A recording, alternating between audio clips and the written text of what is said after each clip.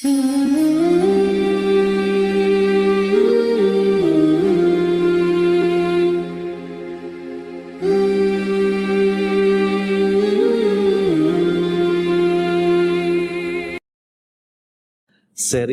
Hisnul Muslim, yaitu rangkaian doa dan dzikir yang berasal dari Al-Quran dan hadis Nabi yang sahih. Dan dalam pertemuan sebelumnya kita sudah membahas terkait dengan zikir sesudah salam dari salat, yaitu bacaan dzikir setelah kita selesai dari salat. Nah, dalam pertemuan sebelumnya, di antara zikir yang kita baca selepas salat adalah Rasulullah menganjurkan kita untuk beristighfar 3 kali. Astaghfirullah, astaghfirullah, astaghfirullah. Lalu setelah itu kita membaca Allahumma antas salam wa minkas salam tabarakta ya dal jalali wal ikram. Nah, Allahumma antas salam wa minkas salam tabarakta ya dal jalali wal ikram. Dan pembahasan terkait dengan ini alhamdulillah sudah kita selesaikan dalam pertemuan yang sebelumnya. Maka setelah itu kemudian kita hari ini akan kembali masuk masih pada dzikir setelah salat. Maka setelah kita membaca istighfar 3 kali dan membaca Allahumma antas salam,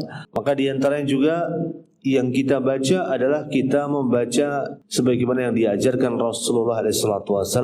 Kita membaca La ilaha illallah wahdahu la syarikalah lahul mulku wa lahul hamdu wa huwa ala kulli syai'in qadir. Allahumma la mani'a lima a'tain wa la mu'tiya lima mana'ta wa la yanfa'u dal jaddi minkal jad. Maka ini yang bisa kita baca yang diajarkan Rasulullah SAW sebagaimana datang dalam riwayat Al-Mughirah bin Syu'bah. Yang kita baca adalah La ilaha illallah, tiada Tuhan yang berhak disembah kecuali Allah, wahdahu la syarikalah, Allah yang satu dan tidak ada sekutu bagi Allah, lahul mulku, dan baginya lah segala kerajaan, walahul hamdu, dan baginya lah segala pujian, wa huwa ala kulli syai'in qadir, bahwa Allah itu maha kuasa atas segala sesuatu. Allahumma la mani'a lima a'tain, ya Allah, tidak ada yang dapat mencegah terhadap apa yang Engkau berikan. Kemudian wala mu'tiya lima mana'ta, dan tidak ada yang dapat memberi terhadap apa yang kau cegah. Wala yanfa'u dal jaddi minkal jad, dan tidak ada pemilik kemuliaan yang berguna kemuliaannya di sisi engkau. Maka selepas sholat, maka yang harus dilakukan dan termasuk adab bagi seorang muslim adalah tidak terburu-buru untuk berdiri, tapi kita memperbanyak doa, memperbanyak zikir, termasuk diantaranya adalah zikir ini. Kalau kita resapi maknanya, kalau kita pikirkan kandungannya, maka di balik zikir ini terdapat makna yang sangat dalam dan luar biasa. Maka dari itu kenapa rahasianya ketika Allah pernah menyebutkan di dalam Al-Quranul Karim wasta'inu bisabri wassalah, dan mintalah tolonglah kepada Allah dengan sabar kalian dan juga dengan salat kalian. Kita diperintahkan untuk meminta tolong atas setiap masalah kita. Apapun masalah kita, apapun kesulitan kita, apapun sesuatu yang memberatkan hati kita, apapun sesuatu yang menyulitkan jiwa kita, maka solusinya begitu dekat. Solusinya ada pada salat kita.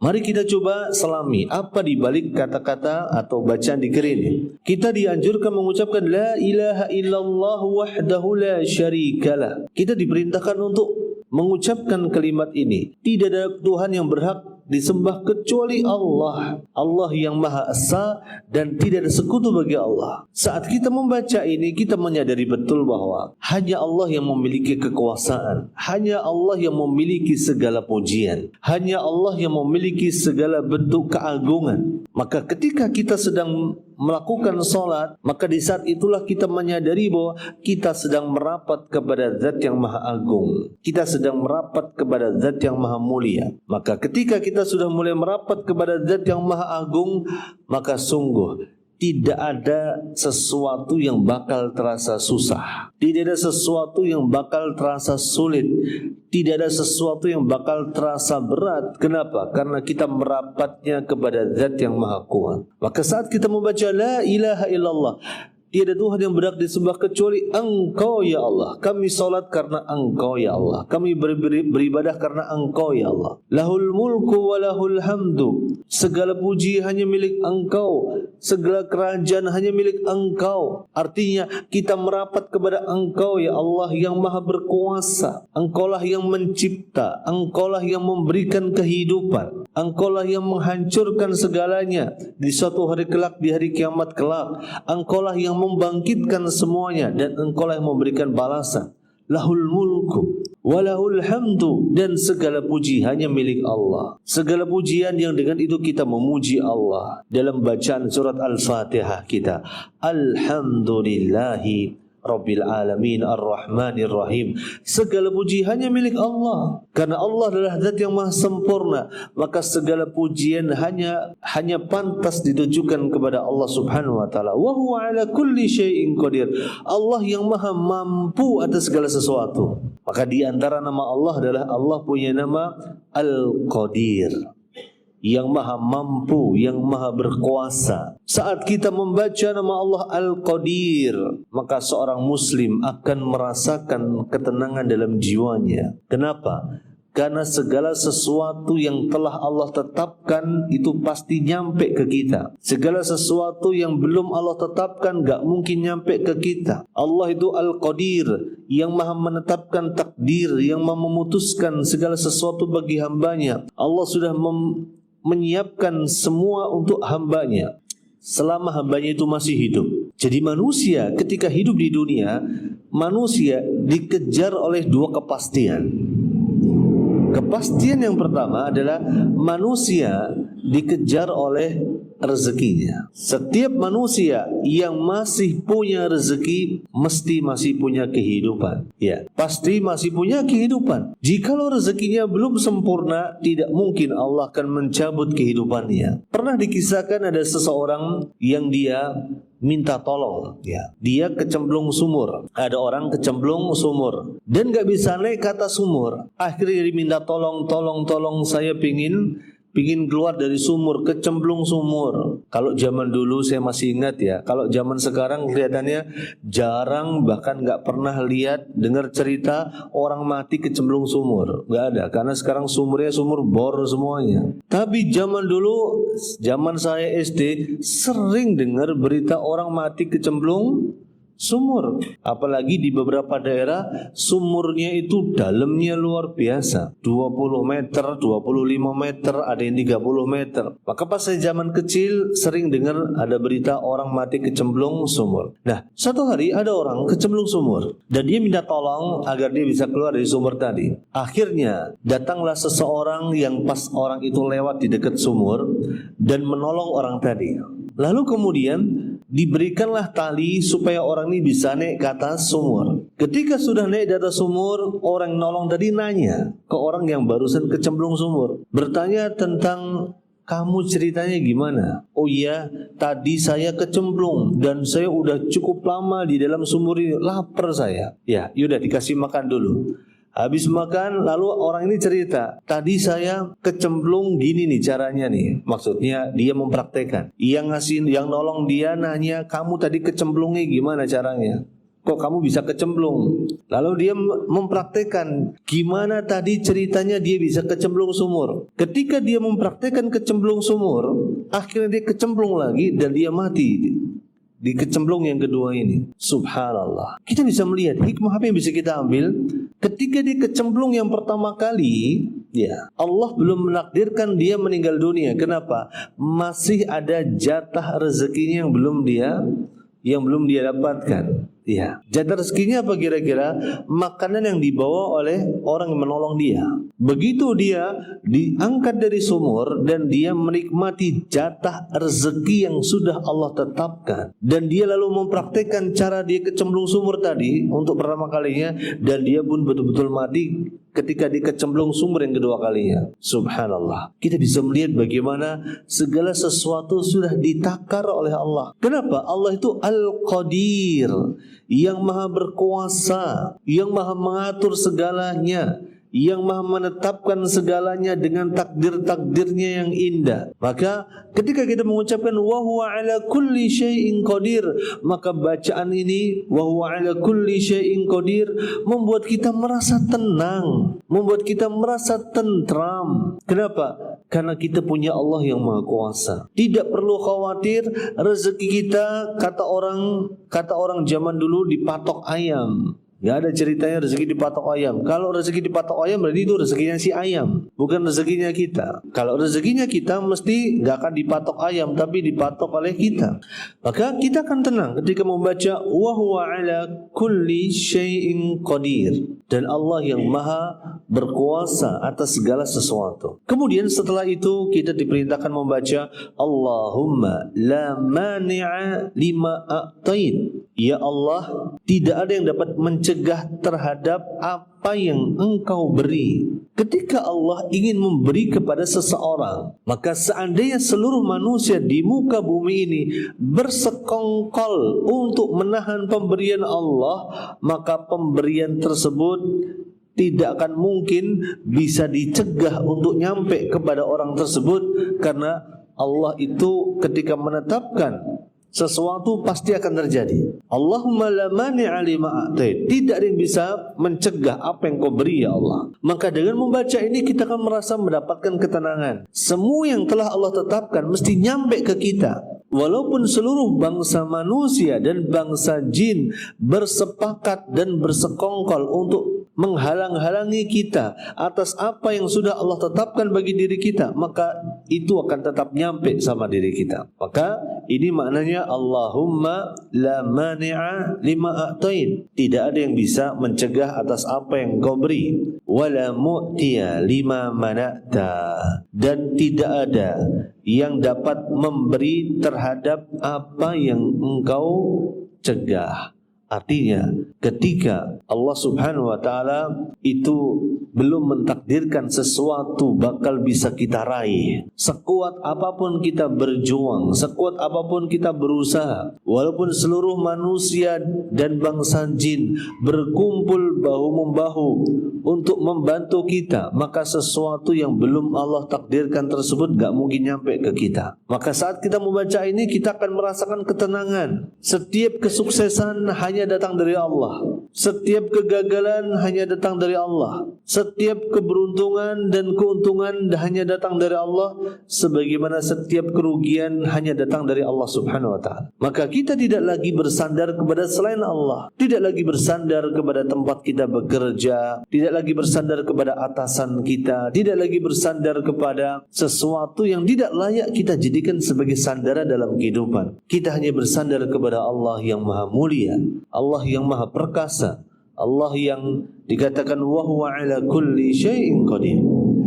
Kemudian setelah itu kita diperintahkan membaca wala yanfa'u dal jaddi minkal jadd. Tidak ada pemilik kemuliaan yang berguna kemuliaannya di sisimu. Maka di sini kita ketika membaca zikir ini selepas salat, niscaya kita akan mendapatkan ketenangan dalam hidup kita. Kita akan tersadarkan kembali bahwa kita sedang merapat kepada Zat yang maha kuat. Kita sedang merapat kepada Zat yang maha agung. Kita sedang merapat kepada Zat yang maha mulia. Kemudian di antara zikir yang dianjurkan untuk dibaca yang ketiga selepas salat adalah sebagaimana yang datang dalam riwayat Abdullah bin Zubair ketika Rasulullah SAW membaca selepas salat la ilaha illallah wahdahu la syarikalah, sama dengan yang kedua tadi. Kemudian lahul mulku wa lahul hamdu, masih sama dengan yang kedua tadi. Wa huwa ala kulli syai'in qadir, masih juga sama dengan yang kedua tadi. Hanya saja ada tambahannya, ditambah hauqalah, la haula wala quwwata illa billah, la ilaha illallah wala na'budu illa iyyah, lahun ni'matu walahul fadlu walahu as-sana'ul hasan, la ilaha illallah muhlisina lahuddin walau karihal kafirun. Nah, ini adalah zikir yang ketiga yang diajarkan Rasulullah. La ilaha illallah wahdahu la syarikalah, lahul mulku wa lahul hamdu wa huwa ala kulli syai'in qadir. Ini sudah kita bahas tadi di bacaan yang kedua. Kita langsung loncat berarti ke penggalan berikutnya, la haula wa la quwata illa billah. Maka saat kita selepas solat, kita resapi betul kalimat hauqalah tadi, menyadari bahwa tidak ada daya, tidak ada kekuatan kecuali daya dan kekuatan yang Allah berikan. Sebagaimana tidak ada kesuksesan, tidak ada keberhasilan, tidak ada kemudahan kecuali kemudahan, kesuksesan dan keberhasilan yang datang dan Allah berikan kepada diri kita. Maka saat kita habis sholat baca zikir ini, insya Allah zikir ini membuat kita semakin khusyuk kepada Allah. Kenapa sebabnya? Karena kita menyadari bahwa kita ini bukan siapa-siapa. Kita ini seorang hamba yang lemah, tanpa daya. Kita membutuhkan pertolongan dari Allah. Apa yang kita miliki saat ini hanyalah titipan dari Allah. Artinya kita tidak punya kekuatan sama sekali atas apa yang ada di tangan kita saat ini. Bayangkan, kita lihat ini ada gelasnya. Kita bayangkan ini ada gelas. Hanya untuk mengangkat gelas ini, kita bisa mengangkat gelas ini yang begitu ringan. Maka mengangkatnya, tangan kita bisa mengangkat gelas ini merupakan pertolongan dari Allah. Setelah ini gelas diangkat, lalu didekatkan ke bibir kita, lalu kita minum. Tidaklah kita bisa minum kecuali pertolongan dari Allah. Betapa banyak kita melihat banyak orang gak bisa minum ya, sehingga dia untuk mencukupi nutrisi dalam tubuhnya harus pakai infus ya. Setelah minum nanti kita akan buang air kecil. Bayangkan sekedar buang air kecil kita butuh pertolongan dari Allah. Betapa banyak kita lihat orang-orang di luar sana gak bisa buang air kecil. Na'udzubillah. Nas'alullah salamah. Sehingga apa yang terjadi? Dibuatkan bypass, dibuatkan terowongan khusus dari perutnya dikasih selang. Jadi kalau mau pipis, kalau kerasa penuh, tinggal dicopot tutupnya lalu dibuang di tempat pembuangan. Ya Allah, kita bisa bayangkan bagaimana hanya untuk mengangkat gelas, bagaimana untuk mendekatkan ini gelas ke mulut kita, bagaimana untuk buang air kecil saja kita butuh pertolongan dari Allah. Bagaimana juga kita punya darah dalam tubuh kita, dan bagaimana Allah sudah siapkan ginjal ini sebagai fungsinya memfilter darah dan terus memfilter darah kita tanpa pernah berhenti. Kita tidak punya kekuatan sama sekali untuk membersihkan darah kita dari berbagai bentuk kotoran, kecuali ketika ginjal yang kita miliki itu diberikan kekuatan oleh Allah. Betapa banyak saudara kita yang nas'alullah salamah, semoga Allah berikan kesembuhan, diuji oleh Allah dengan penyakit gagal ginjal, naudzubillah. Sehingga 2 pekan sekali itu harus melakukan cuci darah. Betapa banyak kita lihat ada postingan di sosial media, ada orang yang kemudian seorang pasien cuci darah, dia setiap cuci darah bikin konten ini cuci darah yang ke 9.000 sekian, karena sudah belasan tahun dia cuci darah. Sejak usia 15 tahun udah cuci darah. Apalagi zaman sekarang banyak orang di bawah 10 tahun juga, anak-anak zaman 10 tahun, bawah 10 tahun yang gagal ginjal juga, gara-gara makanannya juga enggak karuan. Maka sekedar kita mengatur agar ginjal kita bisa mencuci kotoran yang ada dalam darah, kita nggak bisa. Sekedar kita mengedipkan mata, itu kita nggak bisa, kecuali karena pertolongan dari Allah. Maka bacaan la haula wa la quwata illa billah ini adalah bacaan yang akan membunuh kesombongan dalam diri kita. Gak ada yang bisa kita sombongkan, gak ada yang bisa kita banggakan, karena apa yang kita miliki saat ini adalah pemberian dari Allah, amanahnya yang Allah berikan kepada diri kita. Maka ucapan la haula wa la quwata illa billah ini membunuh kesombongan dalam diri kita, bahwa kita menyadari kita seorang hamba yang lemah tanpa daya di sisi Allah. Lalu setelah itu kita membaca la ilaha illallah, kita menyadarkan diri kembali bahwa tiada Tuhan yang berhak disembah kecuali Allah. Diulangi lagi bahwa kita seolah-olah menekankan, berikrar bahwa solat kita hanya untuk Allah, Semua ibadah kita hanya untuk Allah. Qul inna salati wa nusuki wa mahyaya wa mamati lillahi rabbil alamin. Katakanlah, salatku, sesembelihanku, hidupku, matiku hanya untuk Allah, Rabb semesta alam. Kemudian setelah itu wala na'budu illa iyyah. Seolah-olah ini menjadi penguat dari kalimat la ilaha illallah. Karena la ilaha illallah sudah cukup ketika disebutkan wala na'budu illa iyyah, dan kami tidak menyembah kecuali menyembah Engkau ya Allah. Untuk menguatkan bahwa semua aspek hidup kita, semua ibadah kita, termasuk solat kita, hanya untuk mencari ridha Allah saja, hanya untuk mencari cinta Allah saja, hanya untuk mengejar surga yang dijanjikan oleh Allah Subhanahu wa ta'ala. Setelah itu kita membaca lahun ni'matu wa lahul fadlu wa lahul thana'ul hasan. Lahun ni'mah, baginya lah segala nikmat. Kita menyadari bahwa kita dikasih nikmat sama Allah, dan nikmat itu hanya datang dari Allah. Sebagaimana Allah tegaskan, wa ma bikum min ni'matin faminallah. Segala nikmat yang Allah berikan kepada kalian, yang datang kepada kalian, faminallah, itu datang dari Allah semuanya.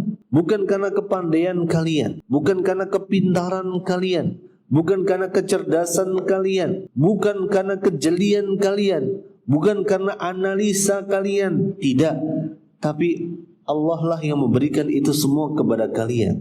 Lahun ni'mah, Allah berikan nikmat kepada kita, nikmat kecerdasan, nikmat kecerdikan, nikmat kepandaian, nikmat kelihan, ketelitian dan sebagainya, membuat kita bisa mengumpulkan harta. Ini nikmat dari Allah. Tidak boleh kita menyandarkan nikmat hanya kepada diri kita. Kalau kita menyandarkan nikmat hanya kepada diri kita, lalu bedanya kita sama Qarun apa kira-kira? Qarun ketika punya harta banyak, apa kata Qarun? Qarun mengatakan, innama utituhu ala ilmin indi. Aku dapat nikmat ini karena ilmu yang aku punya, karena ilmu yang aku miliki, karena ilmu yang aku punyai. Na'udzubillah. Maka saat kita membaca lahun ni'matu, bahwa nikmat itu, segala nikmat hanya bagi Allah, walahul fadlu, segala keutamaan hanya bagi Allah. Allah yang maha memiliki keagungan, kemuliaan, keutamaan, kebesaran. Tidak ada kelemahan pada diri Allah Subhanahu wa ta'ala. Walahu tsana'ul hasan, dan bagi Allah lah kemudian segala bentuk sanjungan yang baik, yang dengan itu kita berzikir kepada Allah, memuji Allah dengan membaca alhamdulillah, kita bersyukur, astaghfirullah, kita memohon ampun, subhanallah, kita mengagungkan Allah. Saat kita membaca la haula wala quwata illa billah, kita menyadari kelemahan diri kita di hadapan Allah. Walahu tsana'ul hasan, itulah Allah yang memiliki pujian-pujian yang terbaik.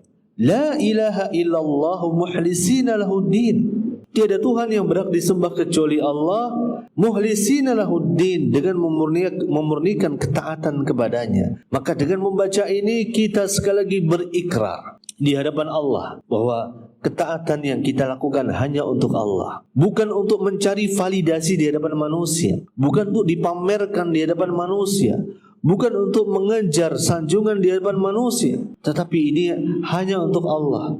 Termasuk ketaatan kita, muhlisina lahuddin walau karihal kafirun, walaupun orang-orang kafir sangat membenci hal tersebut. Maka inilah bacaan zikir yang ketiga yang bisa kita baca selepas kita salat. InsyaAllah dalam pertemuan yang akan datang kita akan selesaikan pertemuan terakhir untuk bacaan zikir setelah salat, ya, yang diajarkan Rasulullah SAW. Dan saya doakan semoga segenap jamaah senantiasa diberikan keistiqomahan di atas majlis-majlis ilmu. Semoga segenap jamaah senantiasa diberikan ilmu yang bermanfaat. Semoga ilmu ini menjadi hujjatun lana la alaina, menjadi ilmu yang mengantarkan kita ke dalam surga dan semakin menjauhkan kita dari siksa api neraka. Dan hanya kepada Allah kita memohon taufik, hanya kepada Allah kita memohon hidayah. Wa sallallahu wasallim wa barik ala nabiyyina Muhammad wa ala alihi wa ashabihi ajma'in. Walhamdulillahi rabbil alamin. Subhanakallahumma wa bihamdik asyhadu an la ilaha illa anta astaghfiruka wa atubu ilaik. Assalamualaikum warahmatullahi wabarakatuh.